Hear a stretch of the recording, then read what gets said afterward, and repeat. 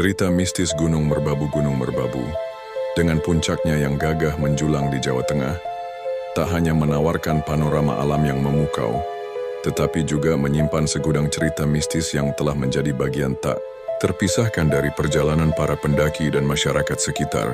Keindahan dan ketenangan gunung ini seringkali diselimuti oleh kisah-kisah gaib yang menambah aura misteri Merbabu. Berikut beberapa cerita mistis yang paling sering terdengar dari Gunung Merbabu. 1. Pasar Bubrah. Pasar gaib di ketinggian ini adalah cerita paling populer dan sering disebut oleh para pendaki Merbabu. Pasar Bubrah sebenarnya adalah sebuah sabana luas di dekat puncak Genteng Songo, yang terkenal dengan bebatuan berserakan. Menurut kepercayaan, tempat ini merupakan sebuah pasar gaib yang ramai didatangi oleh makhluk halus pada malam hari. Para pendaki seringkali mengaku mendengar suara keramaian seperti layaknya pasar tradisional, sayup-sayup suara tawa, obrolan, bahkan bau masakan, meskipun tidak ada siapa-siapa di sekitar mereka. Konon, jika pendaki tidak kuat mental atau memiliki niat buruk, mereka bisa saja tersesat atau mengalami hal-hal di luar nalar. Beberapa pendaki bahkan melaporkan melihat sosok bayangan yang sibuk beraktivitas seperti pedagang. 2. Sosok penunggu jalur pendakian.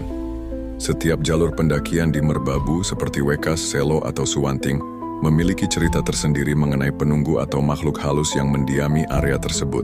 Seringkali pendaki mengalami sensasi diikuti, melihat bayangan sekilas di antara pepohonan, atau mencium aroma wewangian tertentu secara tiba-tiba. Beberapa cerita menyebutkan adanya sosok wanita berbaju putih yang kerap menampakkan diri, terutama di jalur-jalur yang sepi dan berkabut. 3. Kabut tebal yang menyesatkan. Kabut di gunung adalah hal biasa. Namun di Merbabu, kabut tebal seringkali dikaitkan dengan intervensi gaib. Ada kepercayaan bahwa jika kabut turun terlalu tebal dan datang secara tiba-tiba di luar perkiraan cuaca, itu adalah pertanda ada penghuni yang tidak menyukai kehadiran pendaki atau ingin menunjukkan keberadaan mereka. Beberapa pendaki yang tersesat di tengah kabut tebal mengaku seperti berjalan di lingkaran atau mendengar bisikan yang memandu mereka ke arah yang salah. 4. Larangan dan pantangan.